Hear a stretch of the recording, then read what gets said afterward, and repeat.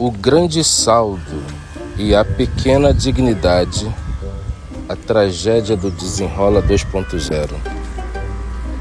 Olá, meus caros e sofridos brasileiros. Bem-vindo de volta ao canal Na Fé com Ironia. É um prazer quase masoquista ter vocês aqui novamente, neste pequeno oásis de lucidez em meio ao deserto de areia movediça que chamamos de realidade nacional. Se você sobreviveu a mais uma semana de boletos, brotando como erva daninha, inflação galopante disfarçada de ajuste e promessas eleitorais que têm a validade de um iogurte ao sol, parabéns! Você já é um herói da resistência. Ou apenas um teimoso de marca maior. Sente-se, pegue seu café. Se o preço do pó, agora gourmetizado por decreto do destino, ainda permitir. E vamos conversar sobre a última bondade que resolveram parir lá no Planalto Central. Vamos falar do Desenrola Brasil 2.0. Programa que promete limpar o seu nome, sujando o seu futuro. A crônica do homem comum e a serpente do terno. Imagine a cena, uma moldura tipicamente rodriguiana. O sujeito acorda às 5 da manhã no subúrbio de qualquer metrópole brasileira. Toma aquele café que parece mais uma água suja de carvão. Beija a esposa que já antevê a conta de luz e vai para o ponto de ônibus. Ele é o brasileiro médio, o homem comum de que tanto falava J.K. Chesterton. É aquele sujeito que mantém a civilização em pé, enquanto os intelectuais de poltrona tentam derrubá-la com teorias sociais mirabolantes. Ele carrega no bolso uma carteira de trabalho desgastada, que mais parece um relicário de esperanças frustradas. No coração, ele guarda um segredo, o saldo do FGTS. Para ele, aquele dinheiro não é apenas uma cifra num aplicativo da Caixa. É o seu colchão. É a sua última tábua de salvação caso a demissão bata a porta ou o sonho da casa própria, aquele castelo de tijolo baiano e reboco incompleto, finalmente saia do papel. Mas aí surge o Estado. O Estado.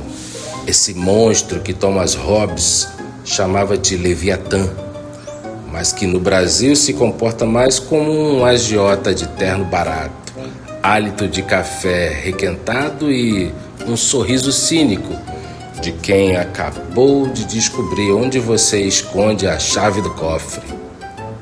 O governo olha para aquele saldo mofando na conta e pensa: ora, por que deixar esse dinheiro guardado para uma emergência real do trabalhador se podemos usá-lo para alimentar os pobres e famintos bancos? E assim nasce o Desenrola 2.0. A proposta é de uma poesia trágica. É o ápice do masoquismo econômico. Pegue o seu suado dinheiro, aquele que deveria ser sua segurança contra o desemprego, e entregue de bandeja para a instituição financeira que te cobrou juros de 300% ao ano.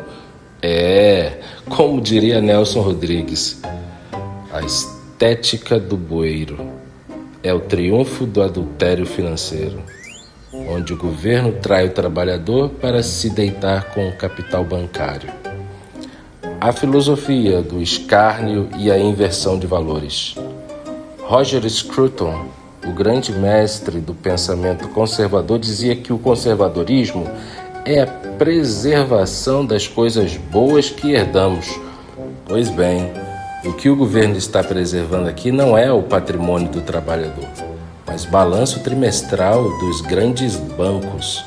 É uma inversão de valores digna de um capítulo excluído de Os Irmãos Karamazov. Dostoiévski nos mostrou que o homem pode se acostumar com qualquer coisa, inclusive com a própria degradação. E o brasileiro?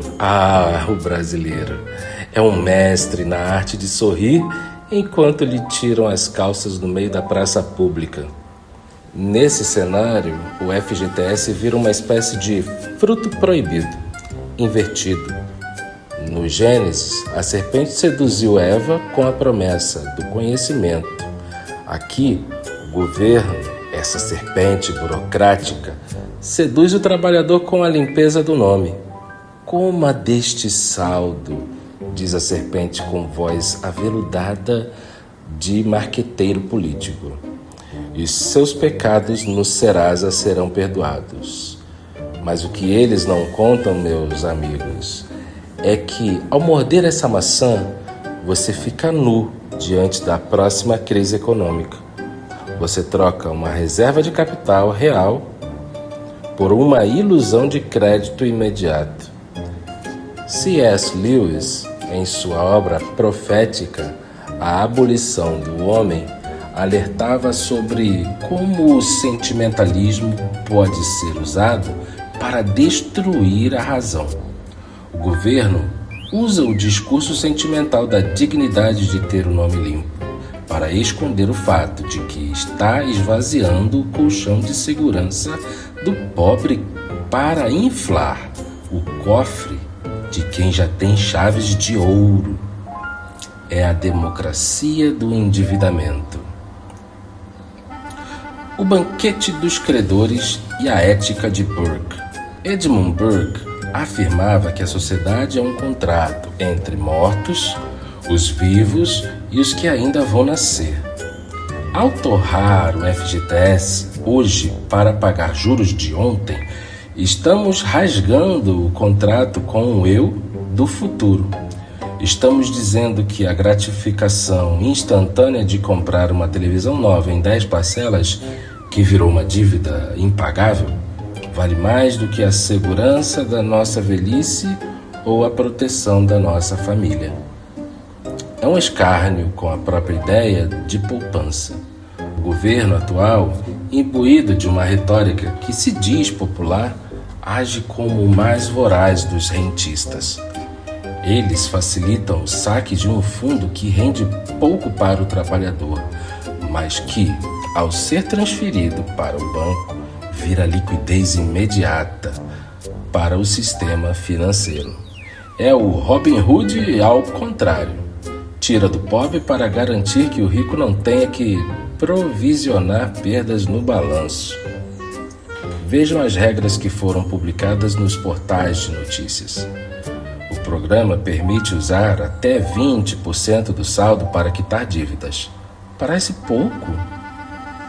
Para quem ganha 2 ou 3 salários mínimos, esse valor é a diferença entre conseguir comprar um remédio numa emergência ou ter que contar com a benevolência do SUS, que todos sabemos como funciona. E a cereja do bolo, o toque de humor negro, a regra que proíbe o beneficiário de apostar em bets por 12 meses. É a moralidade de ocasião. O Estado te incentiva a gastar sua poupança forçada com juros bancários, mas finge que se importa com seu vício em jogos de azar. É como o barman que te serve uma garrafa de cachaça, te cobra 10 vezes o preço de custo e depois te proíbe de pedir um palito de dentes porque faz mal à gengiva. É de uma hipocrisia que faria Maquiavel corar de vergonha. A Bíblia e o peso da corrente. As Escrituras não são silenciosas sobre a relação entre o devedor e o credor. Em Provérbios 22, versículo 7, lemos com clareza, solar: o rico domina sobre os pobres e o que toma emprestado é servo do que empresta. O Desenrola 2 não liberta o servo, Ele apenas troca a corrente de ferro enferrujado por uma de nylon colorido, que aperta do mesmo jeito, mas é mais fácil de esconder sob o terno. Jesus, no Sermão da Montanha, nos ensinou a pedir perdão pelas nossas dívidas, assim como perdoamos os nossos devedores. Mas o governo brasileiro interpreta isso de forma criativa. Ele perdoa a sua dívida tirando o dinheiro do seu próprio bolso antes que você o receba. É uma transubstanciação financeira onde o pão do trabalhador vira o vinho dos acionistas. É o que Olavo de Carvalho chamava de paralaxe cognitiva, a desconexão total entre o que o sujeito diz e o que ele faz. O governo diz que está ajudando o povo, mas o resultado prático é a transferência da renda do setor produtivo e poupador para o setor financeiro e especulativo. É a destruição da moralidade do trabalho em favor da moralidade do consumo desenfreado, subsidiado pela própria miséria. A tragédia brasileira entre Machado e Graciliano. Se Machado de Assis estivesse vivo, escreveria um conto sobre o epitáfio de um fundo de garantia. O banco seria o pretendente rico, abusivo e calculista. O Estado seria o pai conivente e viciado em aparências que força o casamento. E o trabalhador seria a moça ingênua que acredita que o marido vai mudar depois que ela entregar o dote. Ou talvez caíssemos no realismo seco de Graciliano Ramos, o brasileiro que adere ao desenrola é o Fabiano de Vidas Secas, que se vê acuado pelo proprietário de terras e pela polícia e que, na sua ignorância forçada pelo sistema, acaba aceitando qualquer migalha como se fosse um banquete. Mas aqui, a seca não é de chuva, é de caráter e de inteligência econômica. Como disse Friedrich Hayek em O Caminho da Servidão, toda vez que o Estado se propõe a planejar a sua felicidade financeira, ele está, na verdade, pavimentando a estrada para a sua dependência. Ao permitir que você use o seu FGTS para pagar o banco, o Estado está dizendo: você não é maduro o suficiente para gerir sua reserva.